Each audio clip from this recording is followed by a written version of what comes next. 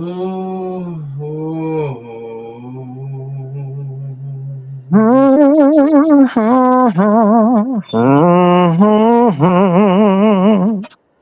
guess I can finally damn breathe after that one right there, boy. So, what's going on, people? What's going on? The heavy hitters is over here in the building. As you already know, this is the post game reaction as the Atlanta Falcons narrowly escaped with the victory against the Tampa Bay Buccaneers 16-13.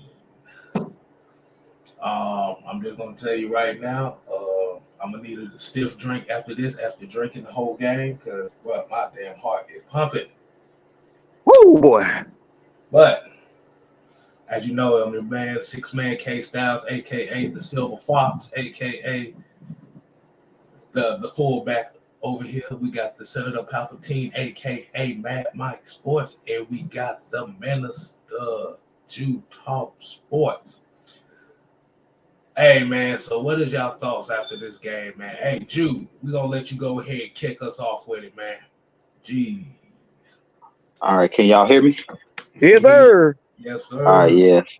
Yes, so man, this game right here, this is one of them games that give coaches and give the fans gray hair because Desmond Ridder in this game, man, those fumbles, especially that last one, this is the second time I've seen him run into the end zone and not protecting the ball.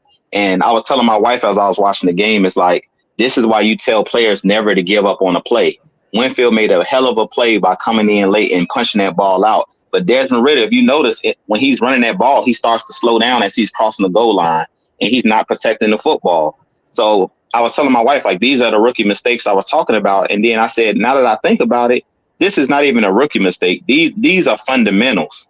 And we've heard Terrence Mathis. We've heard us here on the panel, and you hear the people that's calling the game. Like, these are fundamental mistakes that we're making. We seen last week with some of our routes, guys breaking routes, our guys not running the proper routes. Yes, Bijan Robinson. The small details, the one or two plays in the game that win the game or lose you the game. We almost cost ourselves in this game. Those 2 to 3 plays I always talk about that'll change the game. You score that touchdown, go up 19-10, it's pretty much a wrap. But you make this game closer than it has to be. And then now you get, the coaches getting questioned and everybody's getting questioned. But to be honest, we dominated this game. We should have won this game by at least 10 points. Oh, boy.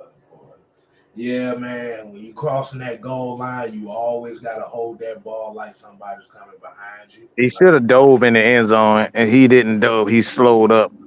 Those are the things as a runner you got to run through the play. But that's why if you heard Mark Schlereth on there, he's not used to doing that and going through that during the course of the week. Yeah, those are fundamentals, but these are the things as a quarterback and a player. Those things shouldn't happen. But those things happen in the course of a game, and especially when you got a young guy like that and a young team. One of the fumbles, I like two. I say that have an asterisk on it. The last one clearly was his fault. You know what I'm saying? Solely his fault. It was a miscommunication with he and Dahlman on the first one at the goal line where that shouldn't have happened. That should have been 7. Somehow he didn't get the ball. I didn't see it clearly, but Kev, you said that the ball hit the ground before he had the opportunity to get it. I didn't see it, so I take your word for it. Yeah, the ball actually hit the ground before it touched the quarterback's hand. Okay, so I didn't see that. So the second one, on the strip sack, like these are what DBs are being, defensive linemen, DBs, and defensive players have been taught. Like they don't care about sacks anymore. They're trying to take the ball away. And as a quarterback, you have to understand this is what it is. Now, it's a great play. It's a great play by the defensive player. And sometimes you just got to give it to the defense. Both of these defense today was absolutely amazing. This is what we talk about with these, the division games, bro. Like, this is huge. This is a huge win for the Atlanta Falcons. And this is a big win when it comes down to these guys and them and their confidence. You won this game as a team, bro. You won this game as a team. That's what I like more than anything. Defensively, they picked up each other. Offensively, they picked up each other. Special teams, you know, they did a great job. The punt after a horrible punt last week with Pinion, horrible punt that put us in terrible and kind of put them in good field position. This week, Pinion, he had a great punt.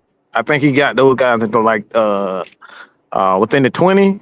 Great punt. It was. Yeah, they had them starting off at the 22-yard line. 22-yard line. See, those are the things when special teams and defensively, understanding we need to get one stop. And like I said, one of the things I think, towards the end of the game, I think it's just one of those rookie mistakes, young mistakes. I won't say rookie mistakes, but that's a young mistake by Ebiketie, allowing him to lose contain because he went to that spin move. Now, these are the things is like a defensive lineman coach.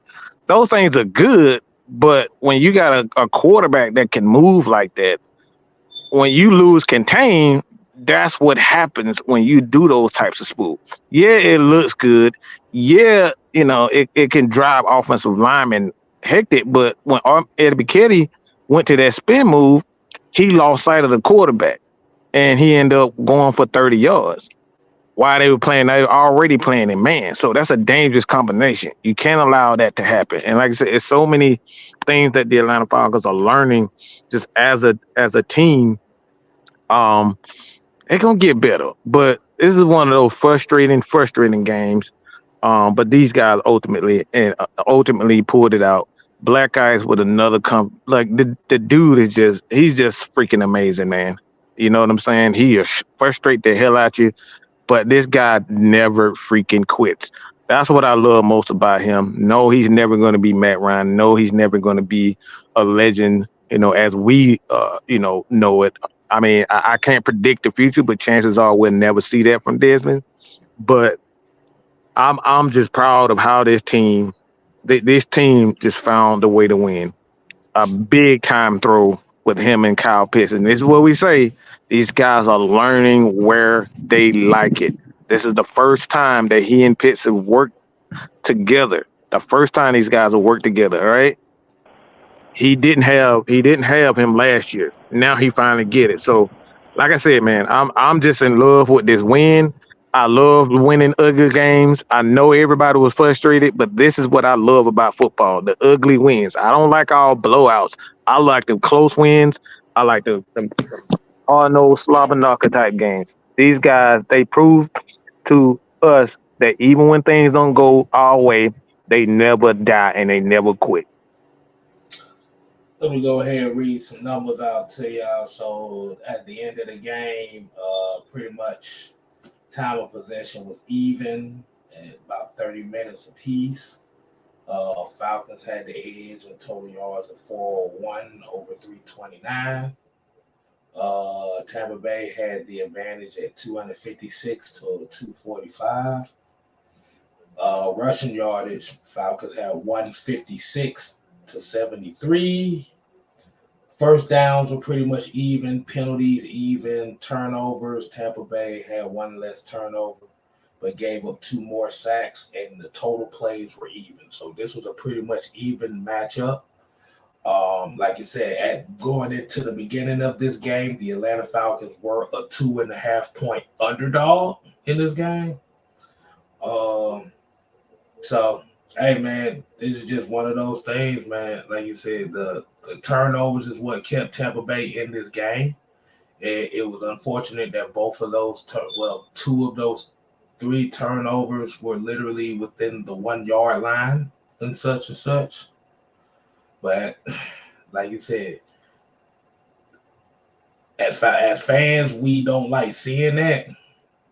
But when you need them to do it, when you need the defense to make a play, when you need the offense to make a play, when you need special teams to make a play, that's all what it's all about at the end. Like you said, the objective of the game is to score 1 more point than your opponent. We scored 3 more.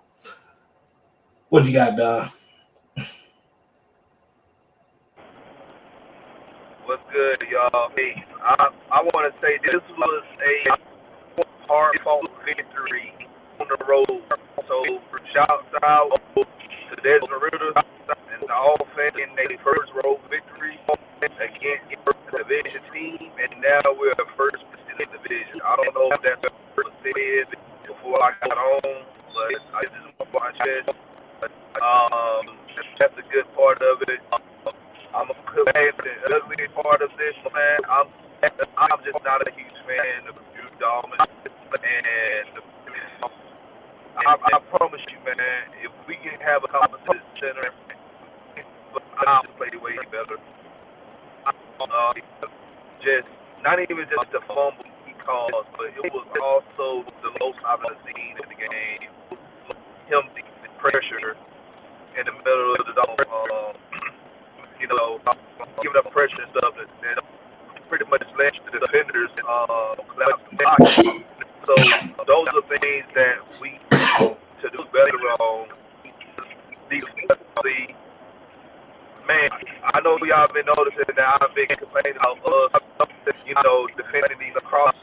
We played it better at the end of the day. I don't know if y'all noticed that or not, but our secondary was played way better against Mike Evans, Godwin.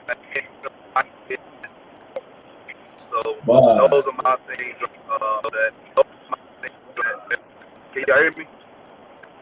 I mean, you kind of breaking in and out. Hello? Like a mug. Hold on, go ahead, speak. For the most part, we hear. What I was saying was the defense goes. Yeah, you kind of breaking in and out, man.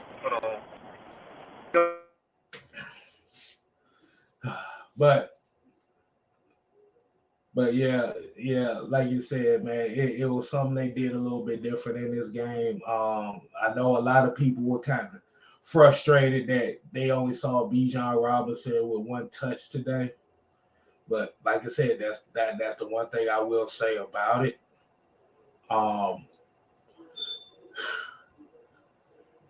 Tyler Algier and Cordero Patterson held it down offensively for this team today, man, and they get the MVP on the offense for me today. I mean, like you said, they did. It wasn't no spectacular yard average type of game for Tyler Algier, but what they say about those 1 to 2 yard runs, they start taking its toll on defenses, and that right there is the biggest difference. And like I said, I want to ask the fans that watched the game today. We didn't see Bijan Robinson out there too much, but did you notice how much more less finesse the offense was with him not being out there? I mean, look, I get it. I don't think the offense changed much. I just think we were just much more effective. Mm-hmm. I thought we was just much more effective. One thing that I will say that we weren't doing was checking the ball down to the right side. I don't think the offense was predictable. We was very predictable for whatever reason. When Bijan was in the game, we were predictable as as an offense. So I don't necessarily think, because Tyler Algier has been getting those same amount of carries all year, but he just wasn't as effective. And that's why I'm saying, like, I think it just come down to a mindset and just going back to what I said this in the chat. I just think Cordero Patterson is the heart and soul of this offense, of this team. I the more that because you got Tyler Algier, it's not like Tyler hasn't gotten those reps. It's not like he hasn't gotten those. But when CP is in the game, man, I saw, the reason why I'm saying this because I saw a couple times the middle of the field, he took like 2 or 3 guys with him. And Kyle Pitts was wide open, and they used him split out as a wide receiver, and they kept leaving Drake London and Kyle Pitts wide open in the middle of the field because CP was in the game. So I just think teams just have more respect for CP, and the more that we just come down to it, man. I just think CP is just the heart and soul of this thing. I love Tyler Algier. I love Bijan. I love Drake and KP. But this offense just looked like they wanted it more with CP. Because again, we've seen Tyler all year. He hasn't been as effective. But for whatever reason, when he and CP together, those guys just look like monsters, man. It's just whatever the chemistry is with him and Cordero Patterson. It's just like them guys together. I guess they did feed off each other. I think that may be it. They feed off each other. Maybe the offensive line feed off of those guys together. I don't know what it is, but I didn't see much of a difference. Outside of Cordero just being that guy, like CP's just the heart and soul of this team, this offense. I really and I truly believe that. I think just with the issue when it come down to it is you trying to find that balance between the three running backs. Yeah. And what it is like you said, I know they said Bijan was kind of sick, so they didn't want to really push him out there too much. Yeah. But this gives them the opportunity to give CP that the snaps that he did to get him back in the rhythm, to get Tyler back in rhythm. Because that's essentially what's going to end up happening is they got to find the balance between the three. Mm-hmm. And Juan, what you got? What you got on this, man? What you got on this game? Well, bro, I got first of all, Cordero Patterson was phenomenal. In his respect, basically making the defense honest. Number two, this is a rookie lesson for Bijan. Bijan sat and learned. A lot of people didn't like that, but if you paid attention, he got the best lesson of his career by watching Cordero Patterson run. By watching Tyler Algier run. He watched the veterans play. That one play where Cordero went to the right, the defense came up on him, and he cut to the left. That's experience. That's vision. That's being a veteran. When a play is dead. That's right. Again, that's why I say he's the heart and soul of this offense. Because he knows when plays are dead and not try to make nothing, just try to, like, sometimes you got to go outside of outside of a play because knowing when that play is dead. Right. And I think Cordero did exactly that a couple of times when he knew his plays were just dead. The second thing is Ridder is comfortable passing the ball. And I said it on earlier shows. I said, you let a quarterback like Desmond Ridder get comfortable in the passing game, he's going to be that double threat that we know he can be. Wow. And they allowed him to use his legs. This is the thing Mike has been harping on for the longest. They need to get Ridder to use his legs. Why? Because it makes he's a threat. It makes the defense honest. Arthur said it in his press conference. I'm looking to build a more balanced team. And you saw it today. And this is what I'm going to say this. The league, as well as the division, they're terrified of the Falcons becoming a balanced team on defense and on offense, because then you got a complete problem. And we starting to see signs of it. We told y'all it's growing pains. And even with growing pains, you got to be able to fight. And you want to win, you got to fight for it. So I don't want to hear nobody complaining about how we won, because now when you look at us, we're 2-0 in our division, as well as being in first place. So y'all really need to take a good, hard look at your team totally and see where we're at. This Falcons team has the potential to be a serious problem. Like Mike said, if they can get there, if they can get past all of these little mistakes, we're gonna be a problem. Hey, let's get Jew in, because I know Jew got to make a run soon. So let Jew get his last take in. Mm-hmm. Jew. Yo, can y'all still hear me? Yes, sir. Yeah. Yes, sir. Okay, yeah, I'm already on the road, the wife driving, but I agree with everything that y'all said, man. Really, when I look at this game, what the scary thing is teams haven't seen us play our best, and that's kind of what I was talking about. It's like the Falcons really dominated this game, and that's what I was so disappointed in. Is that I'm happy we won the game, and you'll take a win any way you can get it in the NFL. but I just want us to clean up these turnovers. If we clean up these turnovers, I really feel like I really don't have any worries. Like he was talking about Desmond Ridder, he's found his rhythm. Like in this game, that throw that he made to Kyle Pitts was big time, and he's not afraid to throw the ball in traffic.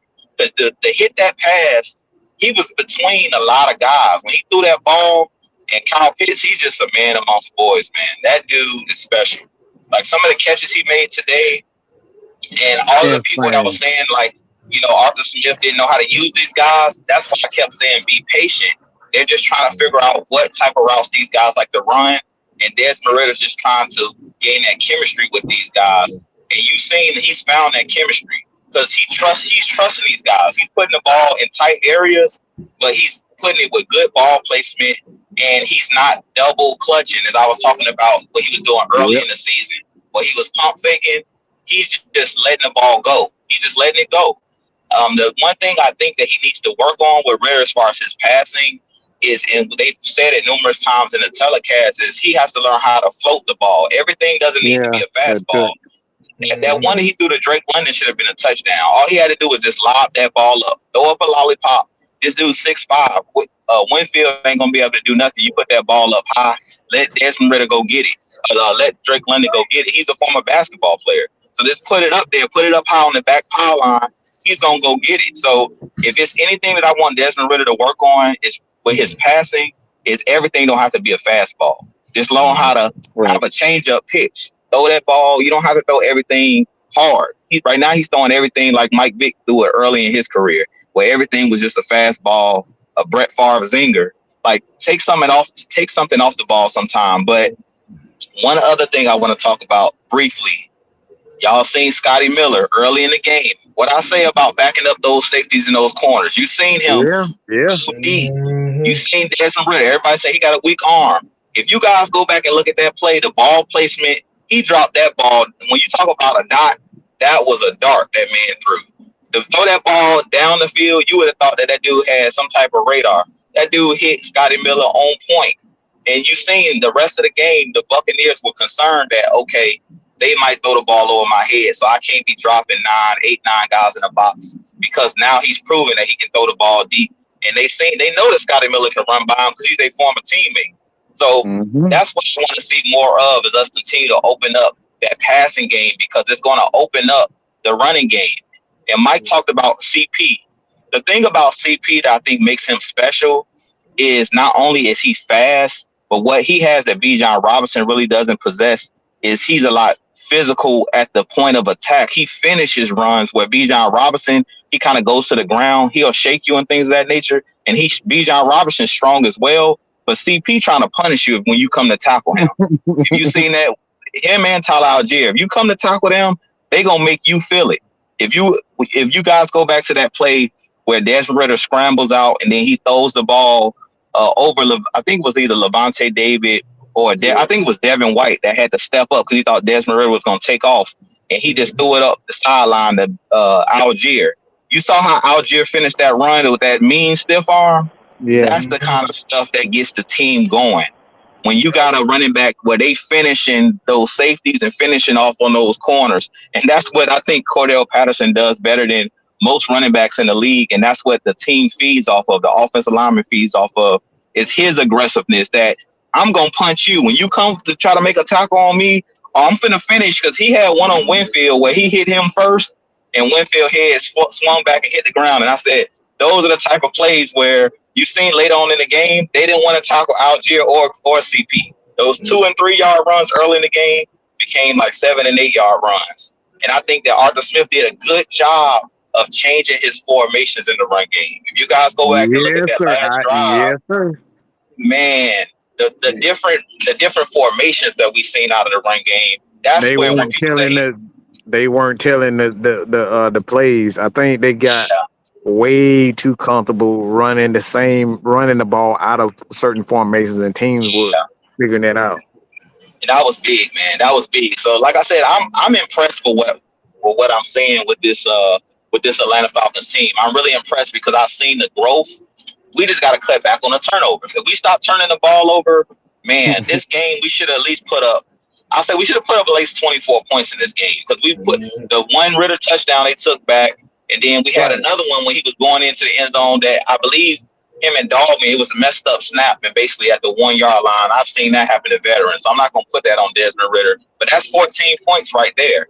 So, we scored 13, 16? You add 2 touchdowns, you easily got 30 points in that game. So, and at the end of the day, this was a solid win for our team. 2-0, you'll take it any way you can get it because we know most NFL games come down to the last possession.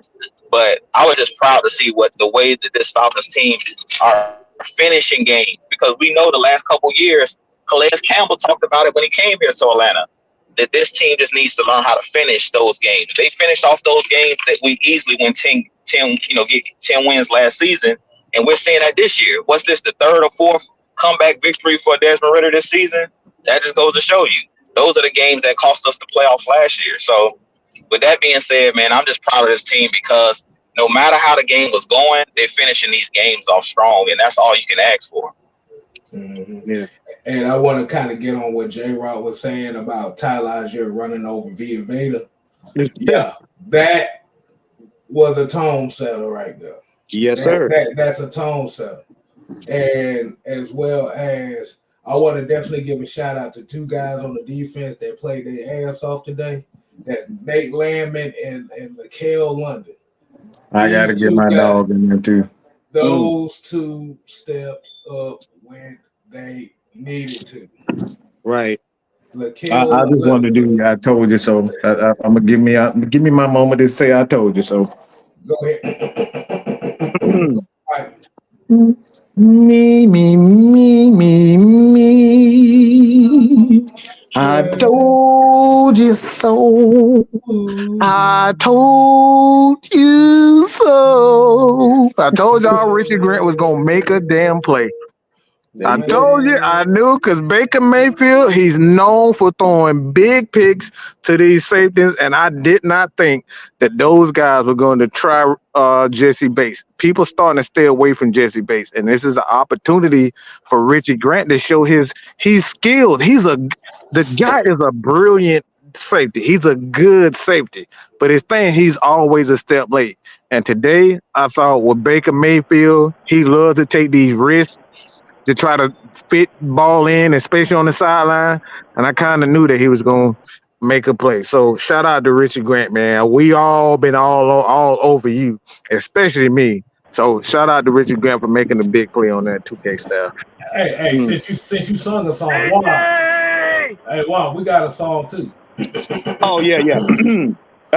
Ready? You ready? Set, go. Run the damn ball. Run the damn ball. I hold the stereo. Run the damn ball. Down your throat. We'll be here all week. Oh yeah, and also too, DeMarco Hellams. He had some very meaningful snaps in today's game too. Couple 3rd down stops. He was very big right there. So hey, look. Everybody on the defense did their damn job. Right. Hellams did his damn job. Outside of Mike Evans, offensive pass interference in his ass every goddamn play. Outside of that bullshit call, really Tampa's offense wasn't really that explosive at all. Can I highlight one player, please? I'm gonna highlight one player. I want to highlight AJ Terrell. I want to highlight AJ Terrell because that man, that's a dog right there. It is no quit in that man. That man was getting elbowed in the stomach. That man was getting his head twisted off and everything. And he came at dude with everything he had the whole game, to include hitting him. I give AJ Terrell his kudos because the stuff that he was dealing with, they were not calling. They called so many penalties on him, But I'm sticking my chest out about it because that lets you know what kind of corner you got on your team. Yeah, he got penalties, but he got penalties playing the game the way it's supposed to be played. Y'all put this man on a bigger person and then did not want him to play physical. And he still found a way to neutralize that dude. Kudos to AJ, man. Right. For the most part, he didn't really do much toward the second half of the game, to be honest. Right. Yeah. I mean, because if you think about that first touchdown pass that he gave up, he literally got elbowed in the goddamn face, man. Bruh. he literally elbowed his ass in the face, man. I mean, man, look, AJ got assaulted out there. He got royally assaulted.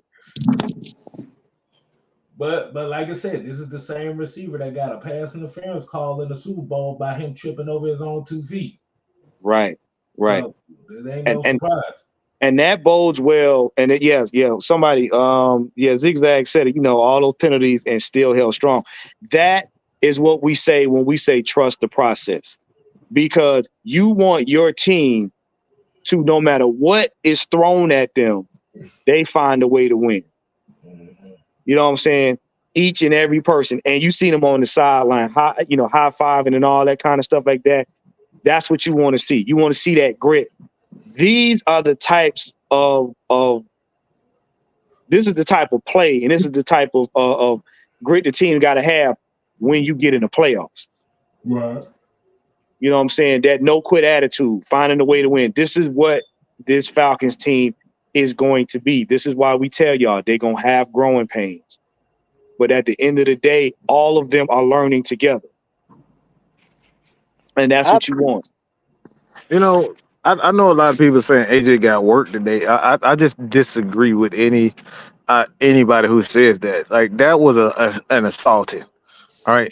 That wasn't even. See, the thing is with DBs can't be physical especially with big receivers like that. It's unfair, and it should be outlawed, to be honest. Big receivers shouldn't have the ability to literally put their elbow into a guy, push him off, and not be called. It's literally against the rules, and these guys get away with it.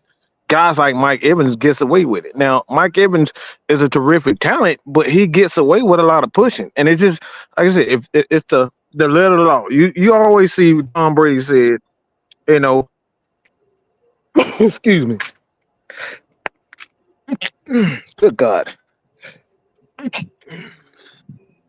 Tom Brady. Hey, they went so good. I guess I don't snorted some of that dirt cutter powder. But this is why when you just look at the NFL, man, this is what I don't like. It's just obvious favoritism, because you look at the letter of the law and the rule. Your offensive guy should not be able to put his hand on a defensive back that far downfield, and it's so obvious. You're putting your elbow in the guy's stomach and his rib cage and pushing off. It was clear, and he did it a couple times, but it was only against AJ. So AJ got physical with him. They let it go, but it's just not fair. The NFL just has to do a better job of being fair with DBs. DBs already have it bad to begin with. When you add the physicality part to it, where they can barely touch, you can't even touch a guy after 5 yards. And then you allow Mike Evans to literally put his elbow and push guys off and literally get into his body. How can a DB play if you're literally invading his space? You know what I'm saying? Like I said, NFL got to do something about that, and it has to be fair. Right. Yeah, because with Mike Evans outside, like I said, he had 49 yards in that, literally on that first drive. He only had 33 yards the rest of the game. So I just don't think it was an elite battle. I just totally disagree with it. Elite. I thought there was a veteran versus a young player. Mm-hmm. But getting some more of the individual yard. You don't mind if I go ahead and give some of the Go individual ahead, go yard? ahead, go ahead. All I was right, actually about to ask you for some yards because okay, so I haven't looked at Ritter's number, so I want to okay, talk about Ritter. okay, so Desmond Ridder was 19 for 25, 250 yards. Got sacked once with 3 fumbles. Also with 6 carries for 38 yards and a touchdown. Tyler Algier had 21 carries, 59 yards. Also with 3 catches for 53 yards. CP 10 carries, 56 yards. Drake London 6 for 54. Kyle Pitts 3 for 47. Scotty Miller 1 for 46. Jonnu Smith 3 for 27. Cordero Hodge 1 for 19. Van Jefferson 1 for 5. And Keith Smith 1 for -1. And the Falcons ended up with 3 sacks by Calais Campbell, Onyemata, and Lorenzo Carter. Then we tell y'all to just relax on the sack. The sack was gonna come. They getting pressure. The sack's gonna come when you're getting that much pressure. Ryan Nielsen said it. He said the pressures are more important. The pressures, you guys, disrupt the offense. They throw off the quarterback, receiver, running back. They throw them off. And that's what you want. If you saw that game, Baker was frustrated. And then Mike made a very good point early on in the game. We saw they started getting penalties because they got antsy. When you make an offense antsy, that lets you know right then and there they're not in sync. Because now they're overthinking. And that's what you want as a defense. You want them to overthink. So, yeah. And then what happens is once your DBs do the good coverage, now you can get easy sacks because the quarterback has to hold the ball. Right. Yeah, so you ended up with 5 tackles for losses and 3 sacks and 2 turnovers. Like I said, that's a pretty good defensive showing. What y'all think about this comment right here? I wouldn't necessarily say he's been MIA. He's been okay. Mac Hollins has been instrumental. See, this is what y'all got to understand. The problem we had, and we talked about this in the chat one day, and Mike and I came to a conclusion. And I went over the number of weapons. We have too many weapons on offense. So what Arthur Smith has to do is, based on the situation in the game, is what personnel is put in. You can't play everybody. Mm-hmm. So Mac Hollins is going to be instrumental, just like Scotty Miller is going to be instrumental. You got the core running backs they're going to use. You got the core wide receivers, but then you got other guys he's going to sprinkle in from time to time to put wrinkles in so that defenses don't tee off on folks. That's one of the reasons why you didn't see Bijan in the game that much. Cordero Patterson was that wrinkle that threw the whole defense off on Tampa. They like, wait, we waiting on Bijan. Well, why? Because I think they was from? expecting to see Bijan the entire game, and like I said, Right. I do think he was sick. He just didn't look like himself. I don't think that has anything to do with him, quote unquote being benched. I don't think the Falcons, because he still got in the game a couple of snaps. But I will say this, like I said, I think that was just a smart, strategical move by Arthur, because everybody was preparing to see Bijan, and Bijan wasn't there. So they got physically outmatched today. Mm-hmm. And like I said, with Mac Hollins, man, like I said, time is going to come. Like I said, this was just one of those games where, Dre London, Kyle Pitts, Tyler Algier, like I said, this was everybody else's game. Mm-hmm. Hey, shout out to Miss Maggie T. Like I said, y'all make sure y'all stay tuned for part 2 of the post-game show over on Atlanta Falcon Nation, where you're going to see the rest of the family. Mm-hmm. But kind of going off of what you said, Juan, as far as having too many weapons, like I said, this is just one of those things. I mean, like I said, the backfield is the same way. You have 3 running backs that are legit contributors. Mm-hmm. Somebody may not touch the ball. Mm-hmm. Yeah. And to be honest with you, when you play divisional games, especially, you want to lead with your veterans anyway, because divisional games are a lot closer than games that we play when they just, we just playing the other teams. So for us to win this division, because we have a young offense, we have to lead with our veterans, because they notice they played the game long enough. They know the subtle nuances. They know how to see things happen that rookies may not pick up on. And as you see, every time we've led the game, starting off with veterans, and then we bring in the rookies, it goes a lot smoother because the veterans set the tone, and then the rookies come up and they play their roles while they're learning. So even though Bijan may not have felt good, or he was on the sideline watching Cordero how to do stuff, how to improvise. He was watching Tyler Algier on how to do stuff. So that's what you need. This is why we say it's a process. The further along we get down the road, we're gonna get better. Now, look at it this way. This was our first on the road win. Like I said, I'm gonna say again, not to mention, we 2-0 in the division. Now we take what we learned from this game and go into the next game. See, and Silas, this is exactly what we're referring to. This is the beautiful thing about this offense. We have the ability to change up the entire game plan on game day. Mm-hmm.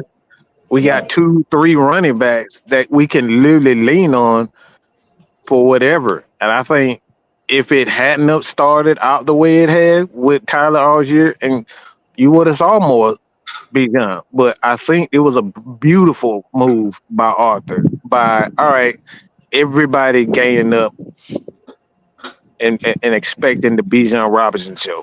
And what he did, he just totally took that away. It's brilliant.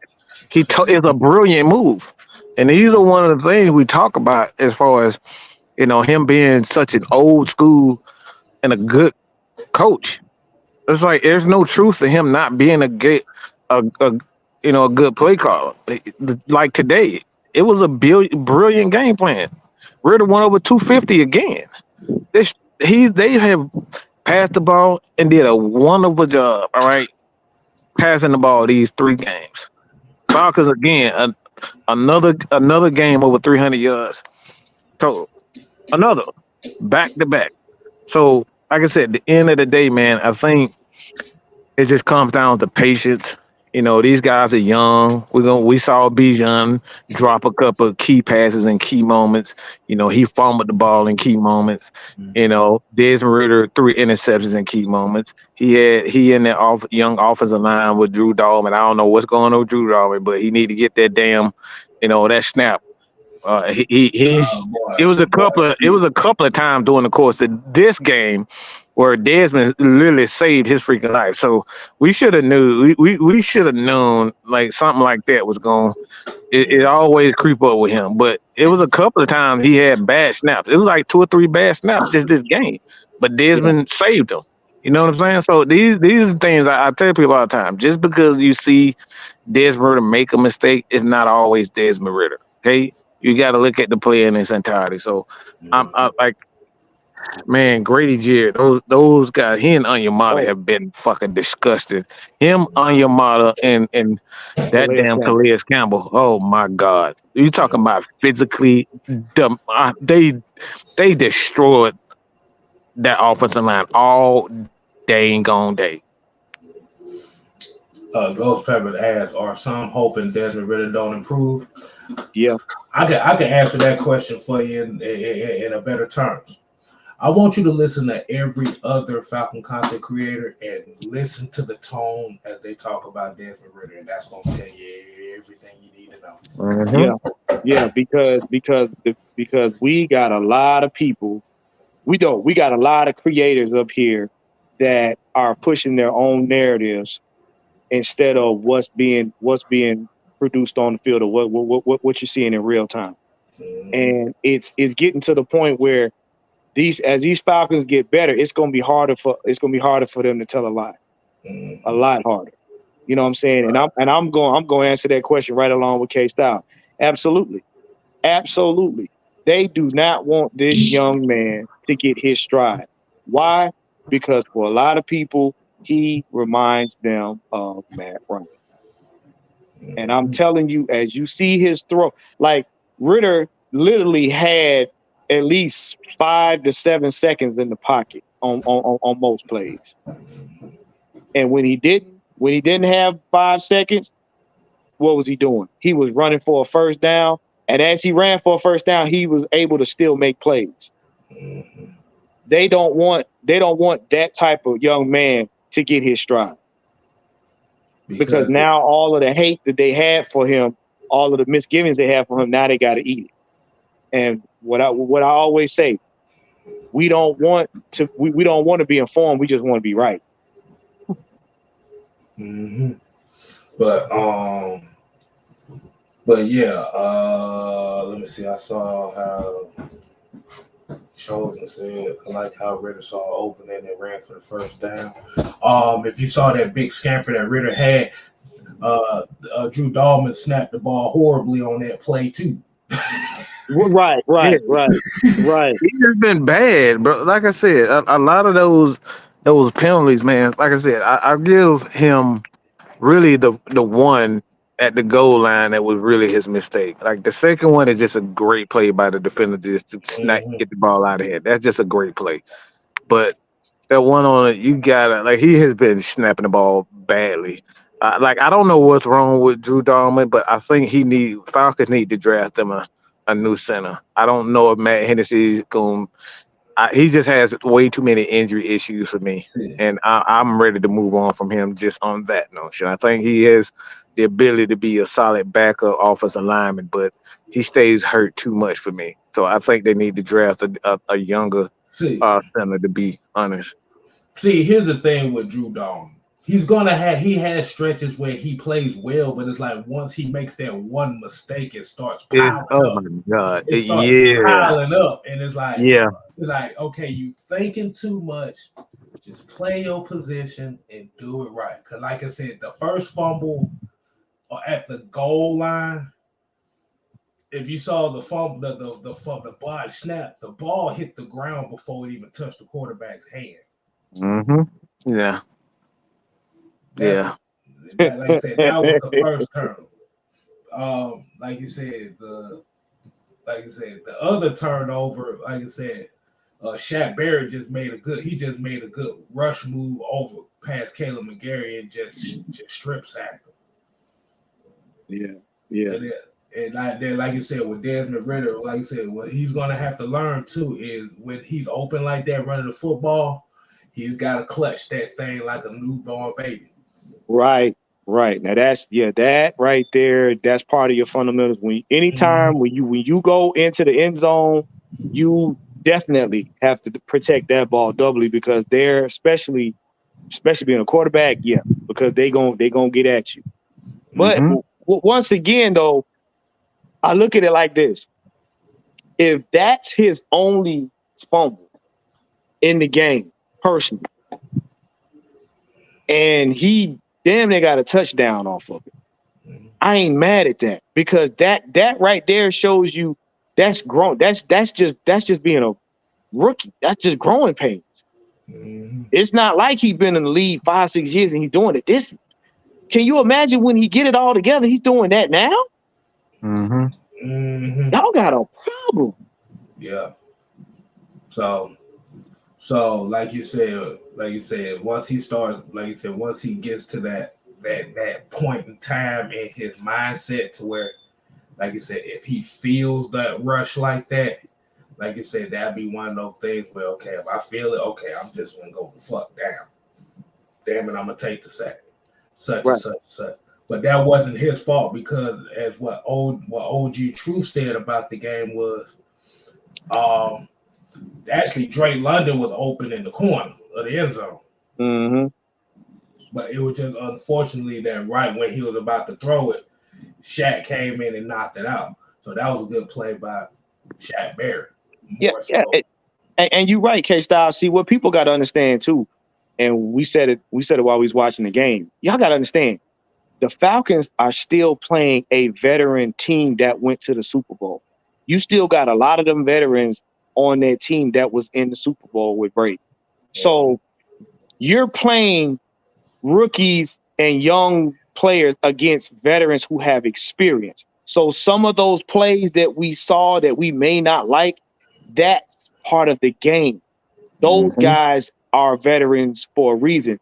And Terrence Mathis always says, championship pedigree. That's a certain level of experience that them guys have. We're still learning it. But for that to be just that, I mean, that's damn good. Mm-hmm. And you have to give credit where credit's due. They want to win just like we do. And this is why we tell y'all all the time, when you respect your opponent, the game comes out a lot better. No, Drew, he not saying Right. that's a problem with you. He talking about No. what he was referring to, Drew, was Drew Dallman. I mean, Yeah, I got a major problem with Drew Dallman. unless you talking about No, it's all love, bro. he's talking about Drew Dallman. He ain't talking about you, Drew. Nah, man, it's all love. but yeah, man, that's like you said, first in the NFC South. Like you said, There we go, baby. That's where it starts. That's the playoff. We just take care of what we got to take care of in the NFC South. We'll be a playoff team. So, like I said, I know we want to win most of our games, but if we just take care of the NFC South, we'll be in the playoffs. That's where it starts. That Right. we take care of that, we good. We ain't got to worry about anything else. Right. Yeah. Right. Yes, yeah. So pretty much, really, what it just comes down to, but like I said, really, what's holding a lot of this team back from really reaching its full potential is the turnovers. Yeah, That's it. that's literally it. They moving the ball again. Desmond Ridder, another game, another game with over 250 yards and 300 yards total. Again, the Falcons are moving the ball. All right, it has nothing to do with these guys, and Arthur doesn't know how to, his play calling. The thing is, just come down to execution, and this is where I thought Arthur Smith outcoached Todd Bowles. I think he outcoached him today, and eh, you know, I just love the idea of him.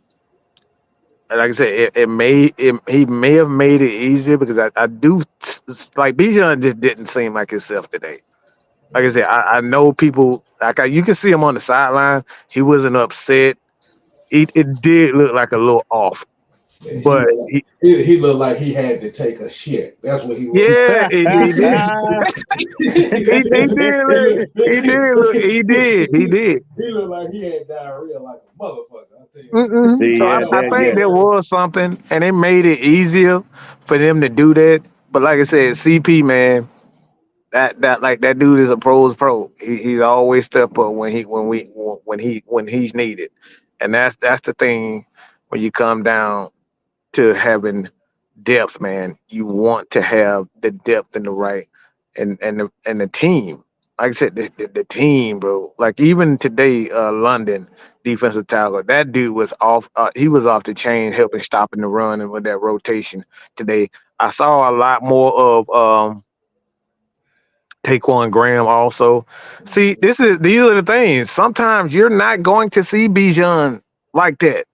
Some games you're not going to see Tyler Algier. Some games you're not going to see Kyle Pitts catch. But when it's their day, they got to step up. And this is what this offense is. This is exactly what you're going to see with this offense. Sometimes you're not going to see the Bijan Robinson show. Sometimes it's going to be Tyler Algier and CP. But you got to roll with it and ride it. Mm-hmm. Like I said, and as Falcon fans, we should know this. This is what the whole DVD offense was about. Yes, sir. Yeah, you saw Michael Vick and his explosive ass plays, but you have to remember there were games where TJ Duckett set the tone. There was games where Ward Dunn set the tone. This is essentially the same thing. Like you said, Bijan's going to get plenty of opportunity and plenty of burn in this league. Like I said, this was just a game where, as Mike has always said, you have to ride the hot hand, and Cordero Patterson and Tyler Algier were the hot hands. Hell, Desmond Ridder got about 6 rushes in there too. Mm-hmm. So you have to run with it. Yeah, because like I said, what you're going to see later on in the season and what they're putting together right now, yeah, and said it, pick your poison offense. What you're going to see is literally Arthur Smith and then will have a rotation per game. Because what you have to do is based on who we play and the type of style of defense that they have, literally Arthur Smith can sit up here and say, okay, they play this kind of defense. Well, we might try to use him, and him. Mm-hmm. That's what you got to do with you. Because remember, the Falcons, this is one of the first times I can remember outside of maybe 98, where you had a plethora of weapons to where you had to sit there and pick and choose who you wanted to put on the field. Because most of the time it was maybe 3 or 4 players on offense that you know it was a go-to. So you got to understand, it's a transition. A lot of us fans are not used to seeing this. A lot of us it was Julio, Roddy White, you know what I'm saying, Michael Turner, and then it became Julio and Ridley for a long time, and maybe OZ. Now you got a whole board of them. So yeah, he's Arthur Smith is learning how to use what he's got the right way based on who he plays and what they give him. So it's still a process, but he said he wanted balance and he's going for it. I haven't heard anything like this. I haven't heard it. I heard the report on the sideline during the game is he was sick. So I'm gonna just roll with that. I haven't heard anything like this. Possibly, like you said, man, it been a hangover shit. We don't know, but like you said, whatever it was, like you said, they didn't have to rush. They didn't have to rush him to play. And like you said, so if he out here he over here turning up in Tampa Bay, hey, he just gonna have to learn. That. But like you said, man, it's just one of those games where wherever the hell the hot hand was, that's who they had to roll with. And like I said, today it was CP and Talaj and Envy here said we're not used to having a good defense too. I mean that's the truth, man. That's a luxury that's a well appreciated luxury right now, bro. What you tell him? Oh, so in the interview said this morning with Dave Archer he wasn't feeling well. So that's what I thought. He didn't look like K-Star. He looked like he had shit. That boy Blackberry said sometimes. Yeah. Right. It happens. Boy, that boy had the runs too, boy. I know that face, boy. That face looks like he, boy. Normally, when you say he anxious to get on the field, he rocking back and forth. He wasn't rocking back and forth. He would. See, I'm gonna tell you what that was, and I know exactly what K-Style talking about. That's that cheap clinch walk where you trying to make sure that where you trying to keep it nice and cordial. That motherfucker had some bad seafood the night before, boy. That's what that shit was. Had one of them Taco Bell nights down there in Tampa. That motherfucker heard that cannon go up, boy. That's it. Said, nah, Bijan, come on, sit down. We no accidents. You're wearing white pants this time, bro. Okay, he said it's a fake Adam Schefter. I know, yeah. I'm about to say it just sounded like he probably just had like some bad food or something like that. Mm-hmm. Yeah. You see what we're talking about? You see what we're talking about? This is why we always say, look, man, we give our team the business when they deserve it. Mm-hmm. But all this, we not here for all of this phony stuff, man. We not trying to mislead people because we rocking with our team. We trying to give y'all the absolute truth. Look at OG talking. I said, Tone said defense make me wanna. Make me wanna be a new relationship. Everybody wanna say, but we gonna see the defense give up 13 points. Right. Yeah. Should I tell my baby, run the ball? Should I? Baby, go ahead and kick a field goal. Should I? What the hell was? I think we win. Yeah, I know it ain't sexy. It got the look. Anyway, D called me here and said, shout out to all the day ones. I'm talking about the 20%. Y'all awesome, and I fuck with y'all all the way. Let's go Ridder. Let's go Falcons. Keep showing them why they got fucked up. Let's go Falcons. Look, man, you just got to give him opportunity, man. That's all we're saying. Just be patient. The guy has to do. Y'all know I'm not going to lie about me and K-Styles is not going to lie. AFN is not going to lie when it comes down to quarterbacks. If the quarterback ain't good, you're going to know. We said this about Justin Fields. We said about Kyler Murray. We said about all these quarterbacks that these guys are no good. We told y'all like the best quarterback that we've seen in the last 3 years has been Sunshine, Mr. Trevor Lawrence. That's it. Outside of that, we haven't seen it. We don't lie when it comes down to quarterbacks. We just don't put a guy up on our radar because he's a Falcon. No, he ain't no freaking good. He ain't good. And that's what we've been telling y'all about Ridder. Ridder has the tools, but he doesn't have the experience. All right. And right now he's showing you that he has the ability to make plays with it. But like I said, the Falcons just got to stop with these turnovers. Juice said, oh, we know Joe Harrington was bad. Man. Look, he was good and terrible. Look. If you could take 15 games worth of goddamn Doug Johnson and Kirk Kidner, believe me, this ain't nothing. Bro, look. Let me tell you something. I will take Ridder's screw up any day versus that right there. That train wreck of a nope. I want to see what them trolls that's been in here saying Desmond Lemon. Desmond sucks. Yeah. I'm calling him a foul. I'm calling him out. Where you at, buddy? I know you doing. He was doing the live. So if you watch it right now, I want to see them lemons because we don't turn them lemons into lemonade. Hey man, this lemonade tastes real good right now. I mean, you know, I got that lemon. I got them lemon drops in my whiskey. Lovely. So lovely. Look, I got that Minute Maid, and I made sure I mixed it up with a little bit of that New Amsterdam too. Boy, that is one hell of a lemon drop type of shot. And see, here go Mickey James. Oh, my bad. Mickey Kelly saying he do suck. Okay. You ain't been in here. You've been in here the whole time and then only want to respond until I call people out. Boy, this is so. Boy, these Falcon fans are freaking hilarious. Mickey, you said he sucks, right? Well, I guess it must suck to be in first, bruh. No, we don't squeeze the lemon though. No, we don't know. We just sit here sip lemonade. Oh wow, D Coleman, you disrespectful. Yeah, you disrespectful. You called him Becky Lynch. God damn. But wait, hey Mike, you got somebody else. I'm gonna reserve something for Cartier for the next show. Cause we got to have a conversation, young man.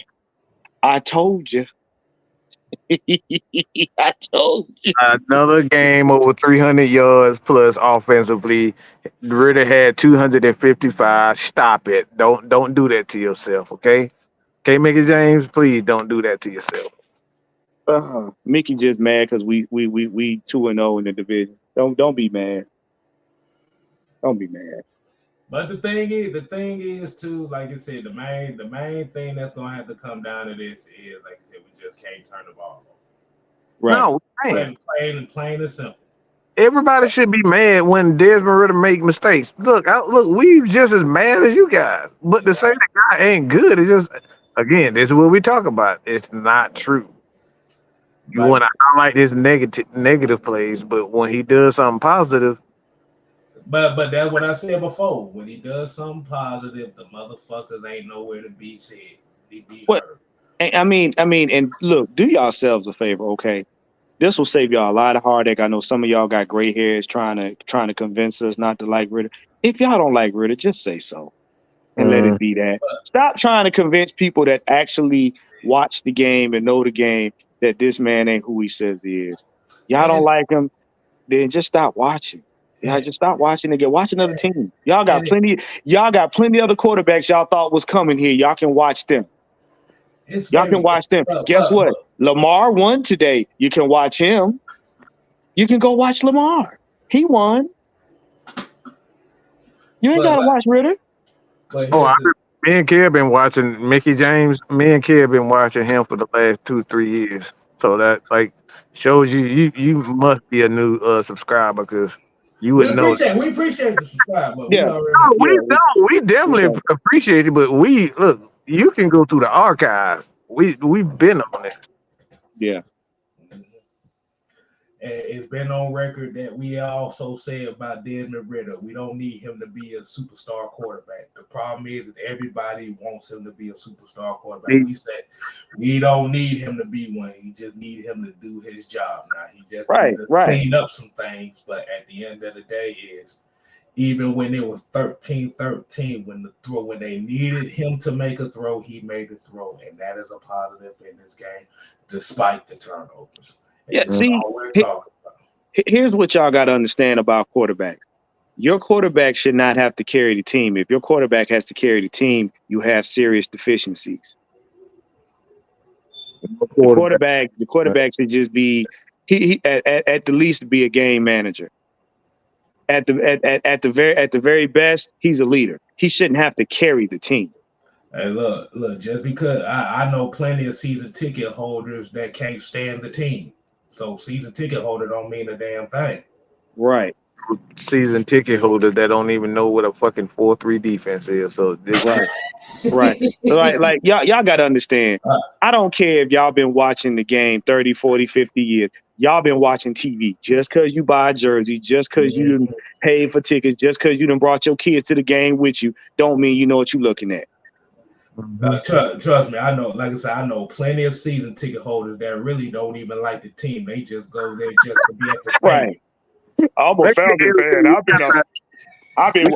We got about 10 minutes in here. Let's get LT in. Yeah, let LT go ahead and close it out, man. What's your thoughts on the game, man? LT got that lemonade in his ass. Hope it ain't freshly squoze. LT,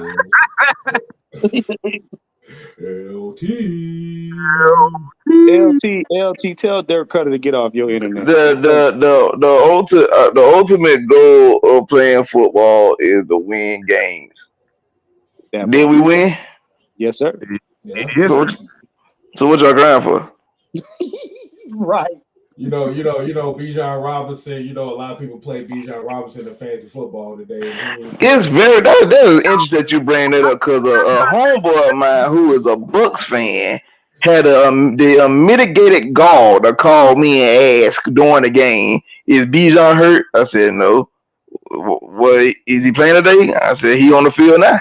He just ain't got the ball. He talking about something. So you telling me that y'all got one of y'all best offensive weapons on the field, y'all ain't using them? No. Wow, what's the problem? I said no. I said, but ain't we driving on your defense? He was like, I mean, yeah, but what? I mean, if we driving on your defense, why do we need to use them? Well, I got him in my parlay thing. I had him getting like 25 yards receiving a day. See, that was your problem. Was you should have bet on that shit. That part. So who fault that is? And this is where, and LT makes a great point. This is where we get all of these weirdo terms from. This is where we get all of these unrealistic expectations. Y'all just want to be right and try to get some money off the game and don't really care about the team winning. And let me explain something to y'all good people about. I want y'all to understand because this coming from a dude that gamble, a dude that's a hustler, whatever the case may be. Playing fantasy football or pulling a parlay is like shooting craps. You gonna roll and hit, you gonna roll and miss. That's what the shit is. Any given Sunday? Basically, it's gonna be sometimes you gonna roll. You gonna roll them sevens, and boy, you gonna be on fire. And then sometimes you gonna roll that goddamn snake eye, and you gonna crap the fuck out. So y'all gotta learn the difference, baby. You can't be thinking like this is what it is. At the end of the day, you play to win the game. Yeah, the fantasy thing is fun and all, but of course I know it ain't necessary fun when you losing your money. But like I said, this is just the perks of you gambling on something like that. Because in your mind, you thinking that's an ugly ass ball by goddamn Patrick Mahomes, but then in your mind, you thinking he's going to have a phenomenal day. Like I said, we've been using Bijan all year, so of course you thought coming into this game, oh, they're gonna use Bijan some more, and then you don't see the motherfucker until the fourth quarter. we're 45 seconds left on the clock, and you looking like, well, where this motherfucker been all day on the sideline because we run the ball down y'all throat with Cordero and Tyler Algier. Like, what are we talking about? Right. Now, don't get me wrong, I will be here to tell y'all, we do got to clean up the turnovers. The two of the fumbles wasn't on Ridder. Our center didn't snap the ball, and as a person that played offensive line and I played center, if we had a fumble snap, I always got yelled at. I got yelled at because I wasn't doing my job. Yeah, So say that again, all right? As a person that played the center, listen, I'm telling y'all, I played guard, I played center, and I played DT, and I played linebacker when I was in school. So as a person that plays center, if I did not snap the ball correctly or the ball was a fumble snap, I got yelled at, not the quarterback. I got yelled at. There you go. Mm-hmm. And that happened from rec league. That happened in middle school. I didn't play center in high school. They put me at guard in high school. So like that's what I'm saying. Like I'm telling y'all what's that about. The first fumble that took place, Bojan and Caleb McGarry just got their ass beat, and you had Drake London in the end zone for a touchdown. So that happens, and then now the last one that's on Ridder. You can't that was your arrogance kicking in as you was trying your way in the end zone. Like, yeah, I got me another touchdown. That was just your arrogance kicking in. And that happens to the best of us. We all done had a little moment where we thought we were better than somebody and they got a little arrogant. I done did shit like that in Madden where I didn't cost myself a game because I'm being arrogant, thinking, oh, it's a 3-score lead and whatnot. Next thing I know, this motherfucker I done didn't experience the 2020 Falcons when we blew that damn lead against the Cowboys. And I was planning to do that at the Cowboys. Like, literally, he got an onside kick, and thank God I got an interception and won that game because I let them blew it. 3 scores. So, that being said, that kind of happens. Other than that, I mean, running game came in full effect. I've been saying all season that I want to see more Tyler Algier than Bijan, but, everybody want to shine a new sports car because it's a new Lamborghini sitting in their driveway, and we got to test drive it. But one thing I'm gonna tell you what ain't gonna beat. And my uncle Joe Black can say, you ain't gonna beat that old fold. You can have a nice luxury, but you ain't gonna beat that old fold. And see that old fold of Tyler Algier. Oh yeah. They say Tyler Algier, that Toyota Camry. That's what I'm saying. You can beat that fold to death, but let me tell you, that fold will still ride for you. So like I said, when you started using that fold started pulling that trailer. So if you started seeing them yards start picking up downfield, that's what that fold do for you. But other than that, big shout out to our defense.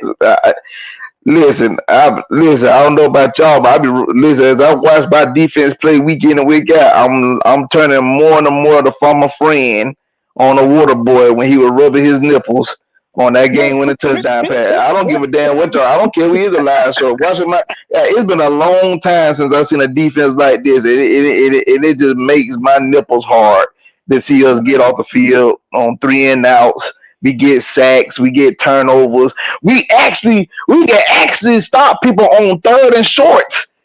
Like people used to run what you call them Route 96.